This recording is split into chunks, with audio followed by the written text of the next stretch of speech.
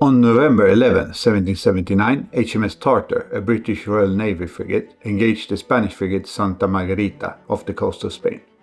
Despite being outgunned, Tartar attacked the larger and more heavily armed Spanish ship. The battle, lasting several hours, saw intense cannon exchanges.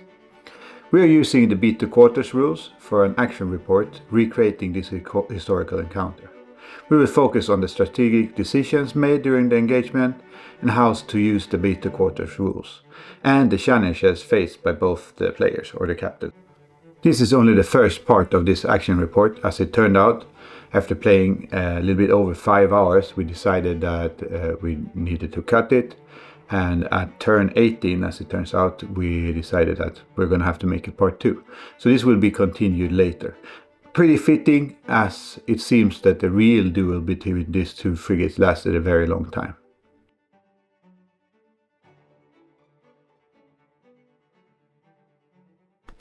So this is the ship I'm using to represent the HMS Tartar. It's actually the model I made for HMS Surprise, a much later frigate.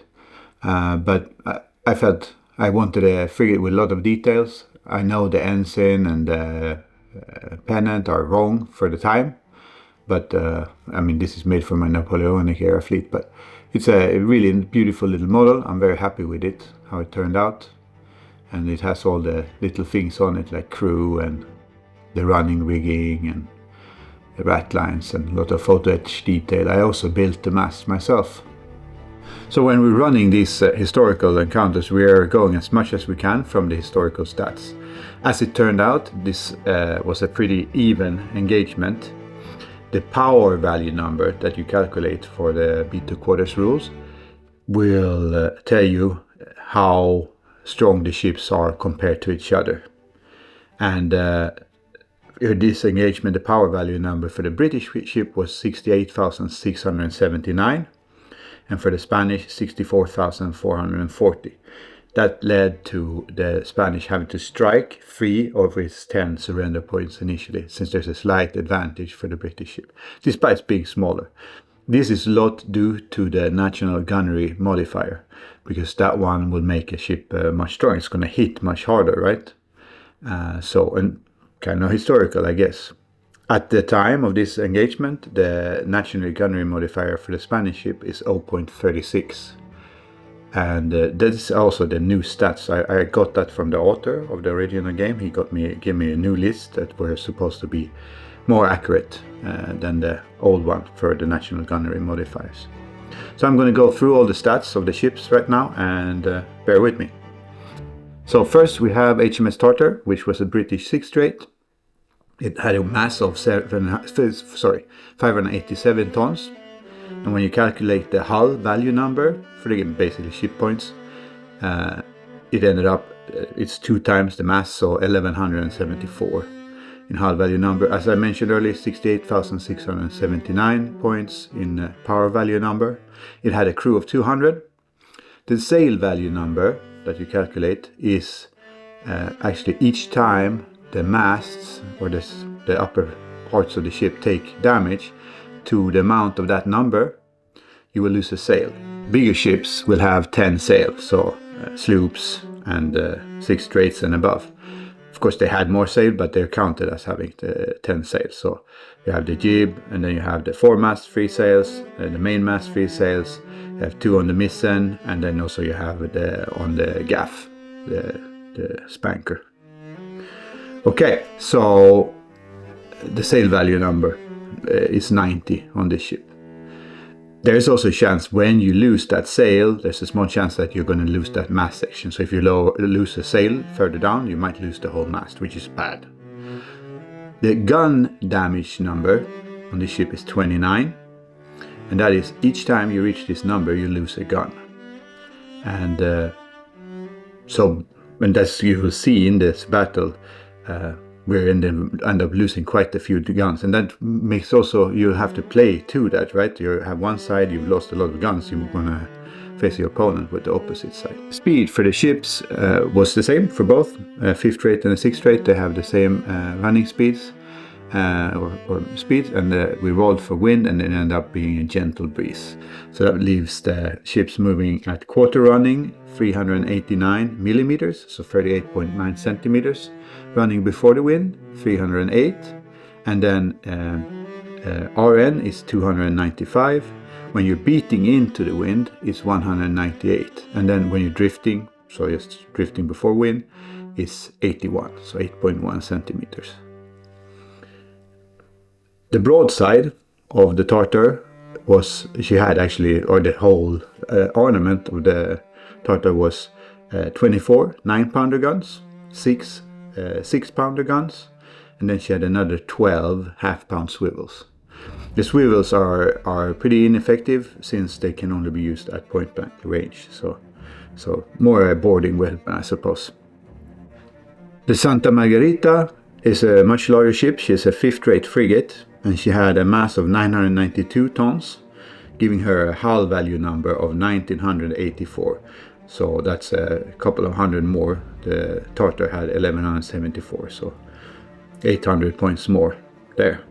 The power value number, as I mentioned, was a bit lower. We calculated that wrong initially, and that was I made an online ship stat calculator to streamline things, but I ended up doing that a little bit wrong, the math, so it threw out a completely wrong number initially. But a pretty evenly matched ship, slight advantage to the British ship. The crew of the Spanish ship was 240 at this point. Later on, when she was captured by the British, she had a larger crew, but 240 at this point. A larger sail value number, since it's a larger ship, so 153. That means that she would be taking more damage before losing each sail.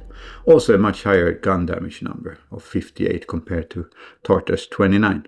She has one less turning point than the Tartar. The Tartar has 9 turning points because she's a 6th-rate.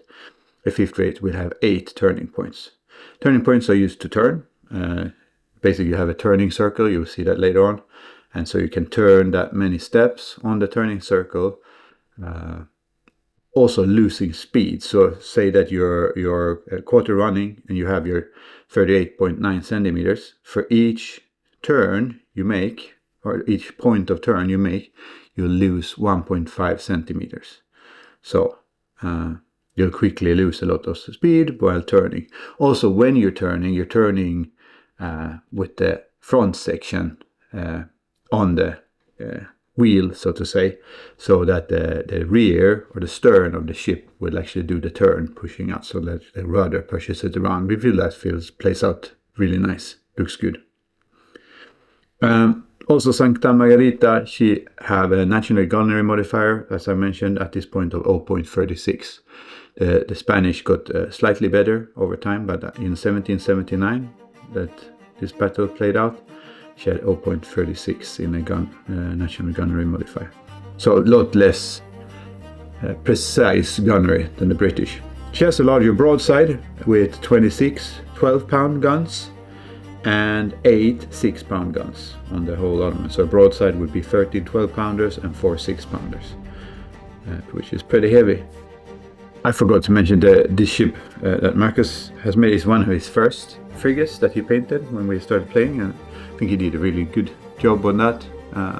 He does a little bit less with the rigging than me so far, so no running rigging and so on. But it was a fitting model size-wise, we feel, like a small 5th-rate. So that's why we ended up using this model for this battle.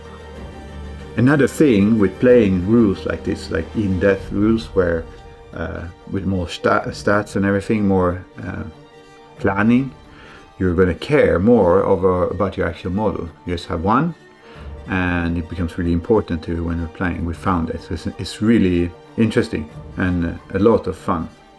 Once again, we're playing this on a 8x4 play mat, and it turns out it's pretty small for the way these ships moves. How we solved that, when instead of fiddling with ships coming over the edge of the table and so on, we'll just move the ship back, both ships back, so we'll move them north 40 centimeters. We started out the battle by deciding the wind was coming from to the south, blowing to the southeast. And then we rolled for sectors. Historically, the British had the wind gauge, it turned out that way as well, but we decided that we weren't like going to do that completely.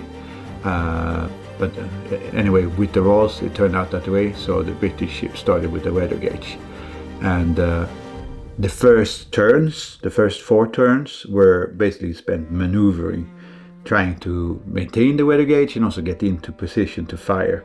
And the Spanish ship trying to somehow regain an advantage or try to fool the British ship into committing an error where it could turn the tables. In the rules there are sections that we decided to use, but then we forgot, because learning a new set of rules, you have a lot of things that you want to do, and then you forget it because you're just focusing on playing. But there is how many crew you will need to run a gun, so you could like deplete the opponent's crew, and then that would be another way of them losing guns to fire.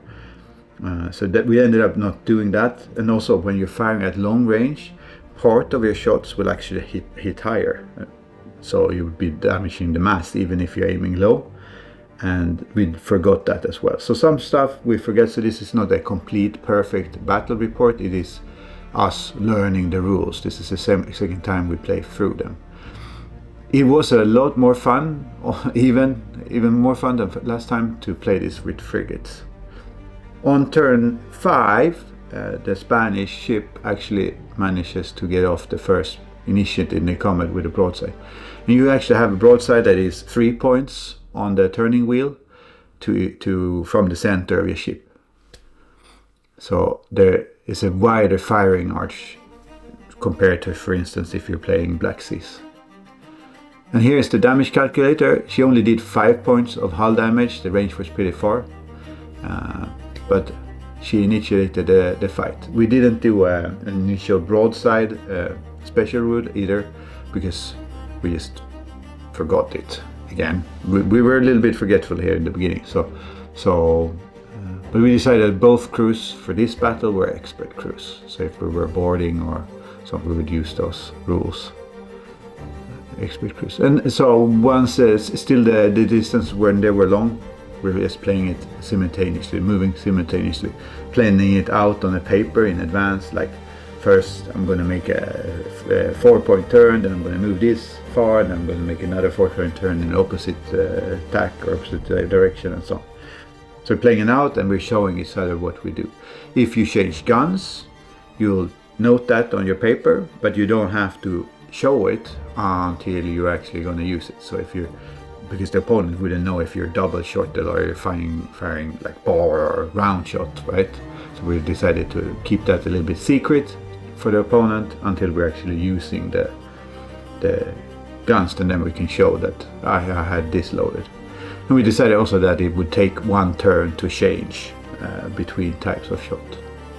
On turn 6, we moved into phased movement, as I mentioned earlier. And there's 5 phases. Important to remember when you're in phase action is that if you're, for instance, firing in phase 1, you'll need next turn you can fire directly in phase 1. But if you fire in phase 4, the next turn you can't fire again until phase 4. You could fire in phase 5 as well, of course, but not before. It will take 5 phases before you're allowed to fire again. So, important thing to remember when you're in phased action.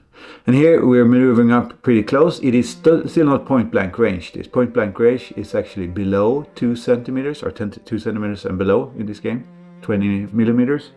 And here we're slightly outside it. So this is a close range broadside.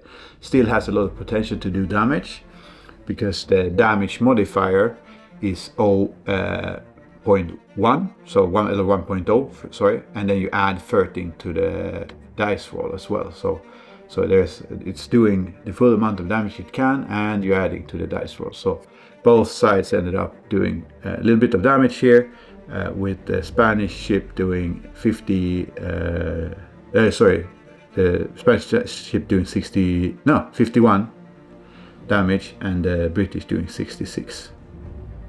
So the British ended up dishing out slightly more, and that's enough to start losing guns. So already we've lost a gun each. The British GDN being 29. Actually, the British lost two guns. No, one gun. he got 51, yeah, so 1 gun. And then we just continue the movement, the ship's moving apart. Here you can see the turn. I made a quite steep turn there at the end of the movement. And you're just allowed to measure the wind at the end of the turn. So to find out, am I quarter running, am I running before the wind, or so on. And that means that you can quite easily, and we did it both, quite easily do a mistake where you'll end up in irons. Because to be able to tack, you need to be beating the turn before. So you need to plan it out so that you're actually beating a couple of points off the wind, and then you do your tacking maneuver. And that way, you're not going to miss your states, and you're going to turn around, and you're going to have speed at the other end of the turn. So a tacking maneuver in this game is made by beating, and then you, right, that you're tacking, and then you just in place turn as many points that you can. 9 with the 6th rate and 8 with the 5th rate, and that usually will end up taking you 2 turns then to make the complete turn. But the turn you complete and come outside of the wind, that's 6 points for a square reach ship, you will have a half beating movement, so you'll have half of the 19.8, so you have around 10 centimeters to move after that. If you instead end up in irons, you lose all your speed, right? And in this game, you're not allowed to speed up too quick or slow down too quick, right? So you can just half your speed or double your speed. So if you slow down, next turn you'll be moving at 1 centimeter, and turn after that 2 centimeters, then 4, then 8, then 16. So, and I think it's really nice. I think it was a bad thing, right, to end up in irons, and here it is also a bad thing to end up in irons. You're not taking a lot of mass damage and so on, but you're losing all your speed, and the acceleration is so slow with the wind, so it will take you a while to build up speed. And this time the opponent can maneuver around you and do whatever they like.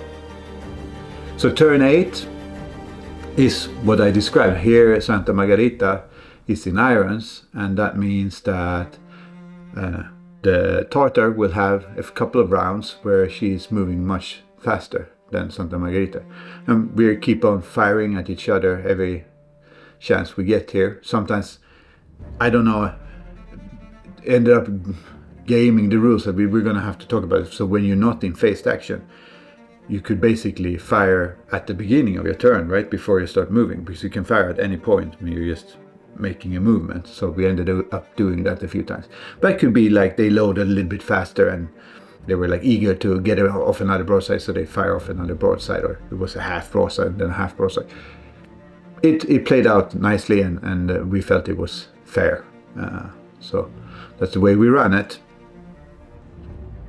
Another feeling we got is that this is a lot more maneuvery than other games rules that we tried, like Black Sails and other Kiss Me Harder, because this feels like the ships they have more speed and more movement. Like they can turn more. You can split your turn in 2, and you have those 8 or 9 points if you're a 5th or 6th rate, and that allows you to maneuver quite a bit. And a wearing maneuver is nothing special, right? So then you just turn with the wind on your back. So all you need to think about is when you get close to the wind, right? You don't want to end up in irons like I described, because then you lose the speed. So if you would play this up faster, and I did that in the beginning of this video, you'll see that the ships are they're moving around. They're switching tacks, they're switching directions, they're circling around each other, trying to expose another side, because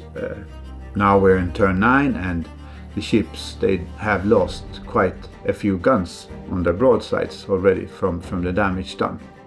Remember, each time the GDN is patched, you lose the gun, so every time the Tartar takes 29 points of damage, it's going to lose a gun, and it quickly builds up. And then the Santa Margarita is higher, it's 58, but then Tartar does more damage, so ended up losing guns at a pretty similar rate. And here Tartar managed to fire off a 19-point broadside at Santa Margarita.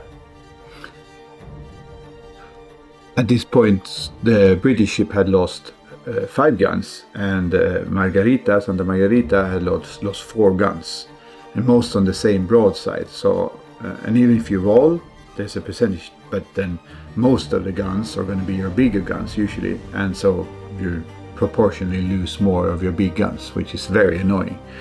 So at this point, we've lost quite a few of our guns. At the end of the battle, and I'll probably come back to that, but the port side of Santa Margarita was really depleted with 6 guns, 12-pounders lost, and another 4-pounder. While its starboard side, since it didn't engage very much on that side, just lost 1 12-pounder. The Tartar, it lost, on its starboard side, it actually lost 5 9-pounders, and then on the port side, it lost 1 9-pounder so far, a 3-pounder, and a swivel. So quite a bit of gun loss, and that also changes the battle, because if you don't have very many guns, you're not going to do a lot of damage, right? The best way to do a lot of damage is to get close to the opponent. Yardarm to yardarm is the way to go, because at point blank range you don't have to bother with the roll. There is no randomness. All the guns that you fire will hit. So you're going to do whatever damage is the maximum damage. So if you're firing a 12-pounder, it's going to do 12 points of damage. So if you're buying 10 12-pounders, you're going to do 120 points of damage. But you have to remember your national gunnery modifier. So if you're British, that applies. If you're Spanish, you need to think 0.36 of that. So it's going to do less damage. We did calculate in that because every time you lose 5% of your hull, so hull damage to HVN, hull value number, then as well you're going to lose one of your surrender points. So firing at the opponent's hull can render him incapable of continuing fight. He will strike his colors because he took too much damage. So that works out nicely.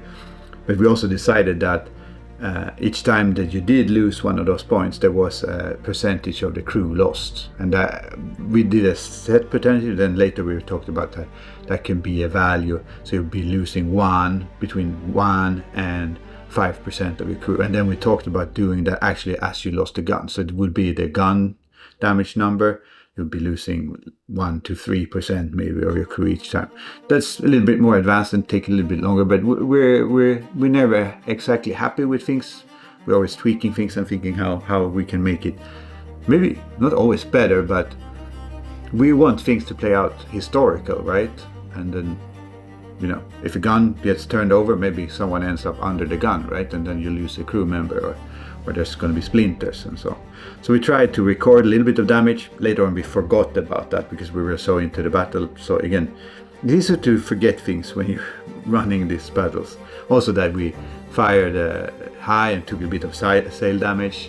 We didn't fire high, but some of the bullets or some of the cannonballs ended up higher. And then also forgetting about that.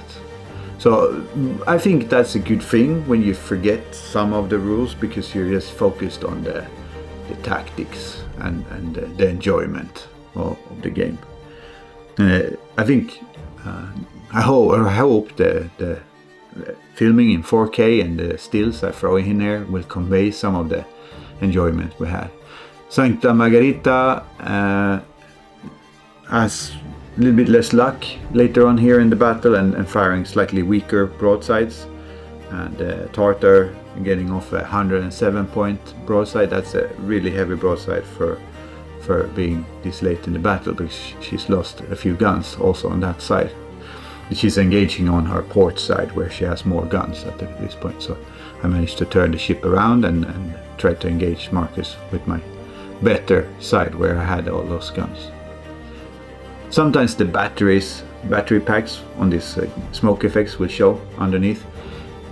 I am making a longer video. I'm making a few different things right now, but I made a short. So if you're interested just in how these work, you can pick up that short. I'll add a link to it here up on the top, but also you can see it on my channel as a short. But I also make a longer format video where I show you exactly how you do it and where you can get the parts that you need. Every 10 turns you need to check if the wind is going to change.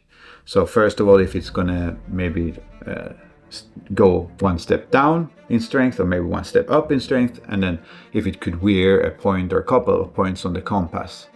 And there's a 50% chance of that happening, of something happening at all, and we rolled, but it turned out that nothing happened. So the wind stayed the same so far in the battle.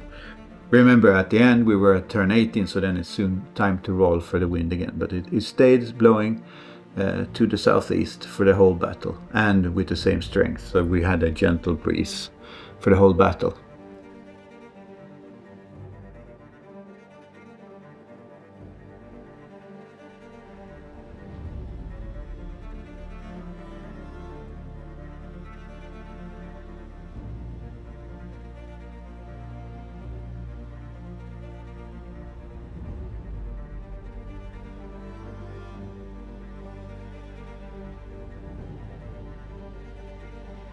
Sometimes when we're playing these battles we forget to eat, but for this one my wife was really nice, and we had a kladdkaka, you say in Swedish. It's like a chocolate cake, like almost dead baked with a soft center, so a lot of fuel for the brain for this battle.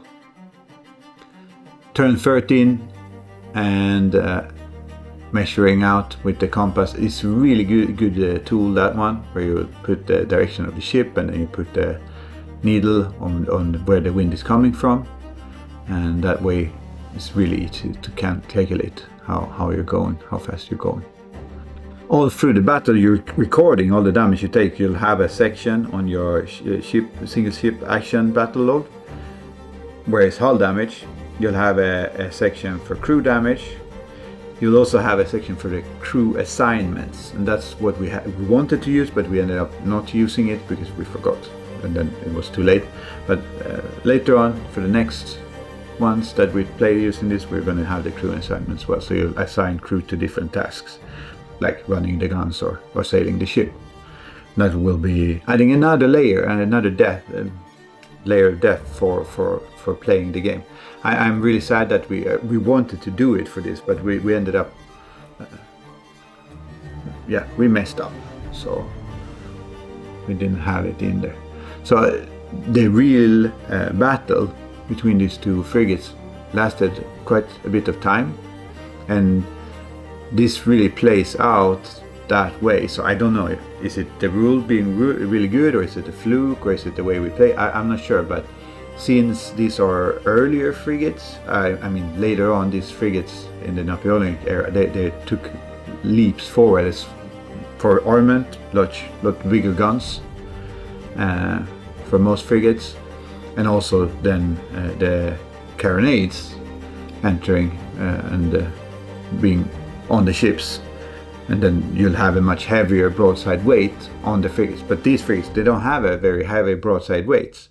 I mean, this is still a 6th rate and still a 5th rate with quite a bit of mass, so you can take quite a bit of damage, but they're armed with, in the Spanish, 12-pounders, the British 9-pounders, so they're not doing a lot of damage. Even a good broadside is not eating away that much on the actual hull. Maybe when we're closer, maybe one should switch to firing grape, or even closer, you fire canister to deplete the crew. Maybe that would go faster, or if you could dismast your opponent by firing on the masts and so on.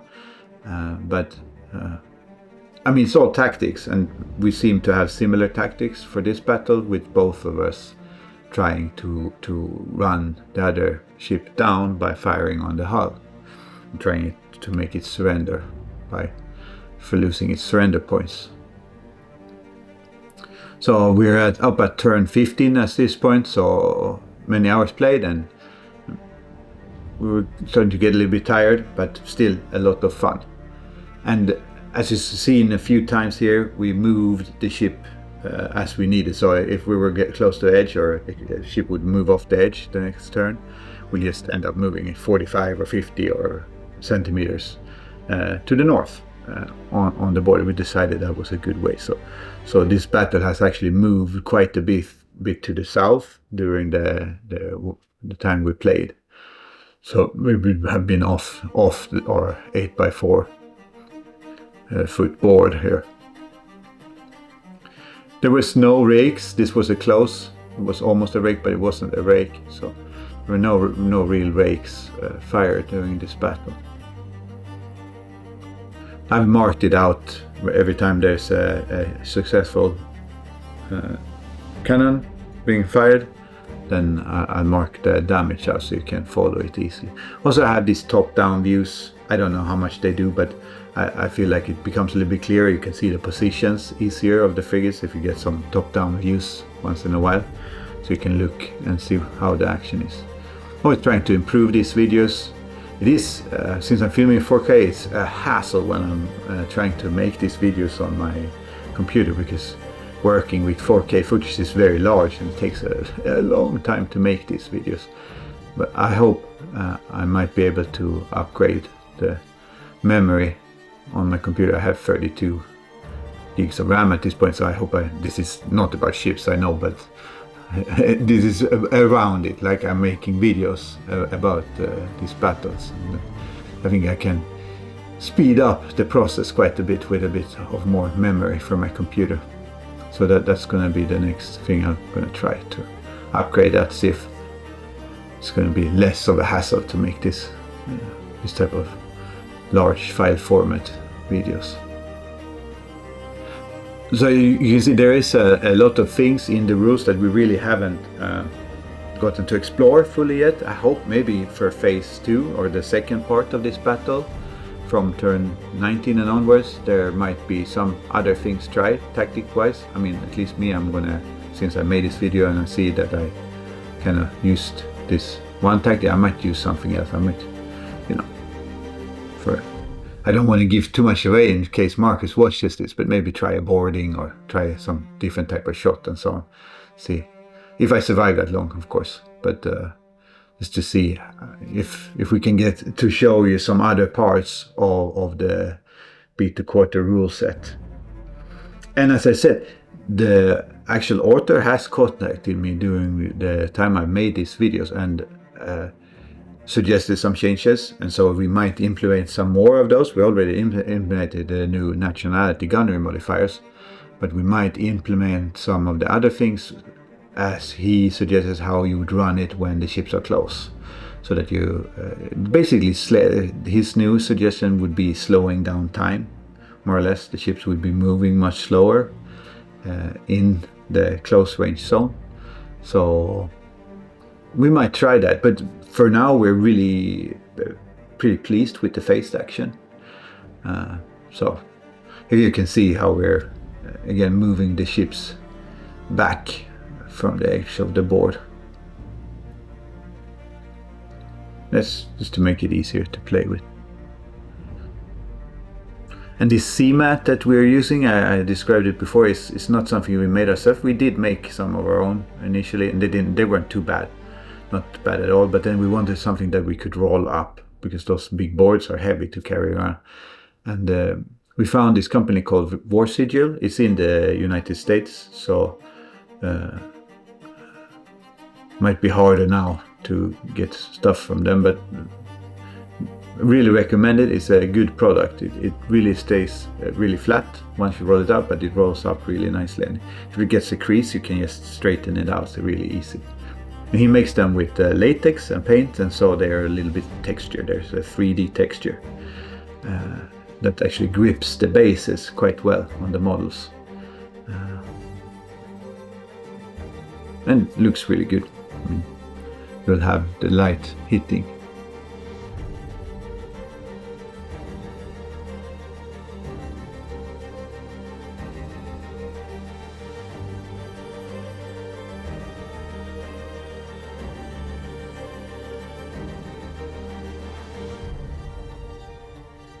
So the second to last turn, and we're still, the whole engagement is slowly moving towards the south.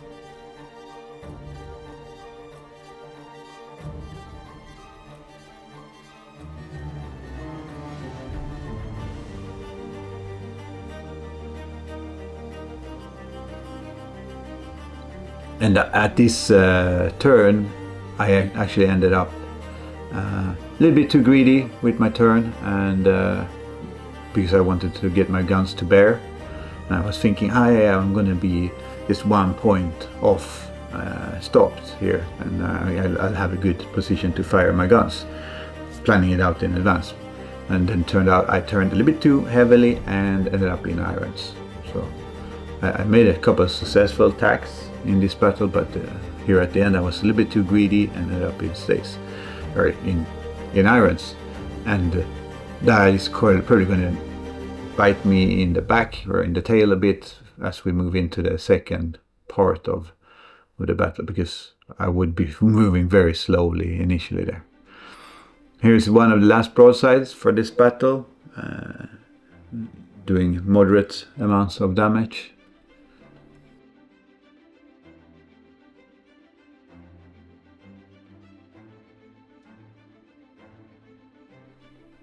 I throw in these stills on and off in the battle to show you. I think this time around, usually I'll cut out all my I think this one time around I'm just going to run it, and you guys are going to have to, because it's so much work to remove all of those. I hope you won't get better, but you have to remember I am not a native English speaker, so I try to do this. And that's also why I for a while ended up using a text to speech generator. So I wrote the text and then I had the computer read the text to you guys, because not being native speaking, and you hear, when you listen to your own voice, you hear a lot of stuff that you're saying, and it's not always very pleasurable. So I hope you can live with my voice, and I again tend to do when I'm thinking, and that's mostly because it's not my native language. I'll end up doing a little bit of so hope that you guys will think it's okay. If not, let me know in the comments, and I'll make sure for the next one that I cut all those out and clean it up a bit better.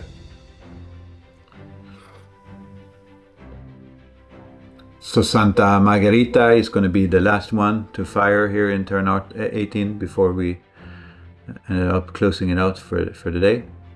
And she fired a broadside. That's actually her depleted side. So at this point she'd lost 6 of her 12-pounders on that side. So it's a much weaker broadside. No, it's actually not her port side. That was actually her starboard side. So that was not so bad. That was an okay broadside.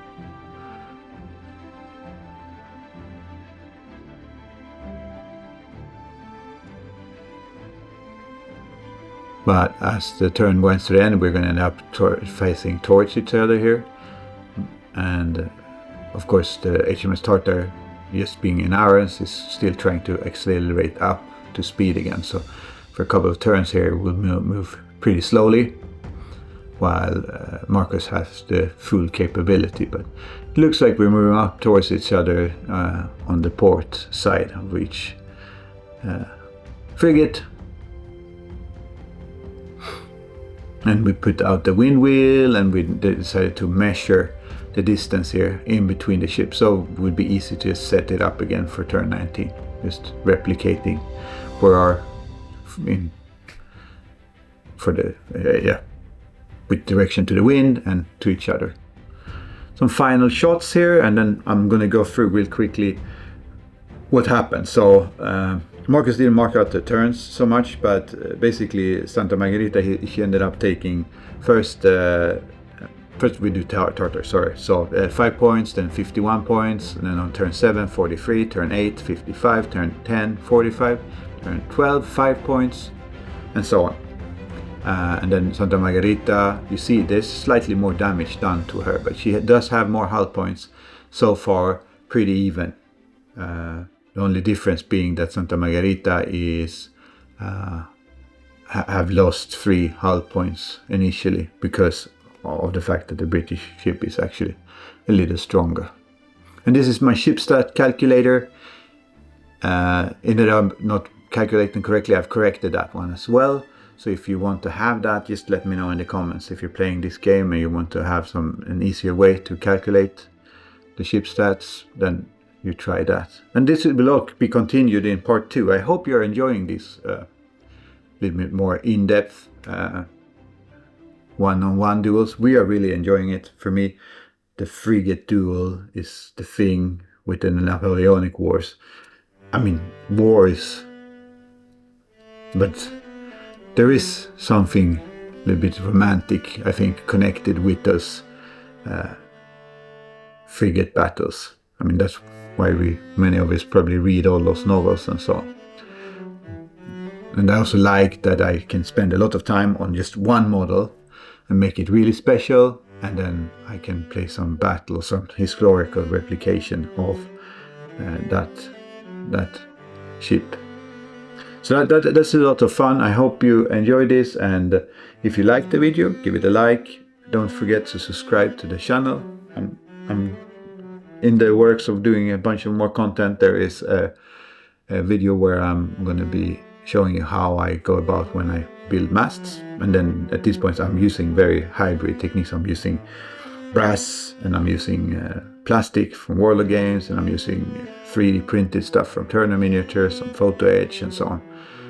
But maybe it can give you some idea on how you are going to go about building your ships of your own. So we have that coming up, and I have coming up how I make the smoke.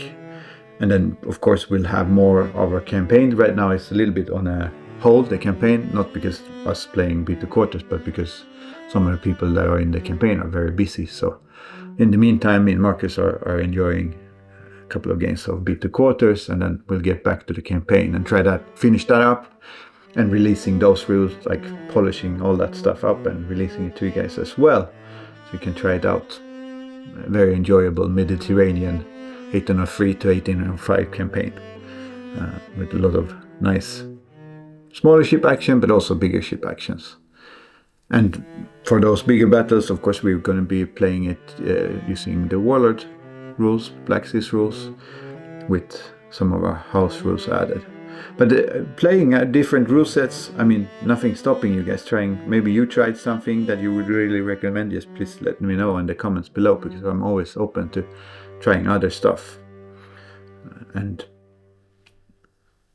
for now, Beat the Quarters is my favorite, I have to say, because that it lends me this in-depth of how a frigate would have been fought, maybe a little bit.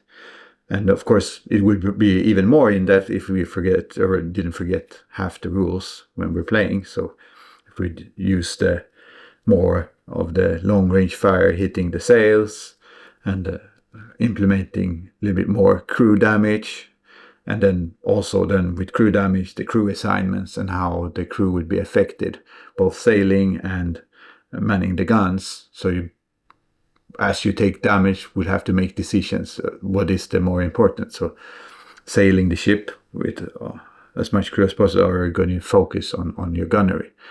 And that would also add a layer to the battle. So I guess as we play this, and I'll probably be doing a lot more battle reports, especially if you guys like them, let me know in the comments. Will become more and more advanced and more streamlined as we go, because we'll learn the rules, and then some of it will be automatic, and we're not going to forget so much. I also made and you will see that a little bit later when I show it shortly. I made a calculator, actually it's the HTML calculator, that will calculate all the math for you. You just fill in what you have. So for instance, you're firing at close range, it's a drop down menu, you select close range, and then you type in how many guns, and then you'll type out in which poundage the guns have, and which type of shot that you're using, and which your nationality, and if it's a stern or bow rake.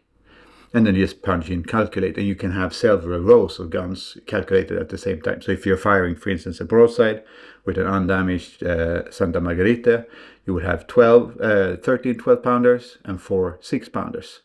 And you'll do those in separate rows. The 6-pounders will have slightly less range, so they will go faster to long range than from medium to long, for instance, than the 12-pounders. 12-pounders have a longer reach.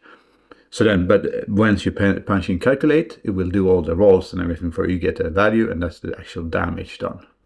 So that makes the whole thing easier. We did that, not that we don't like rolling dice, you'll roll quite a few dice anyway, but we did it to save time, because neither of us is really happy on calculating math too much. We like to have it in the background, but when we play, we just want to play. So, and it turned out that it works really nice, that one. And if people are wanting to get into B2 quarters, of course, you know, the rules are vintage, so you're going to have to buy it second hand from a supplier that sells second hand stuff, or maybe on eBay. But if you are playing it and you want to get your hands on this calculator, I'll just share it with you for free some way. Just contact me and I'll get it to you. It's easy to use and you can make changes to yourself. This one actually at this point also includes the updated national gunnery modifiers that was shared to me by the original author of the game. Very nice person, it seems like, and I'm so happy that he bothered to take his time and contact me. We haven't implemented, he has quite a few ideas to changes, except for the national gunnery modifier. At this point, we're using the old rules for quite a bit of stuff. He suggested another way of running the battles once you get past close range that we haven't tried yet. We are going to try it, but we haven't tried it yet. So in this battle, we're still using the phased action, where you split the turn into 5 different segments. Yeah, that's it for today for this one, and I hope you see you for the next one.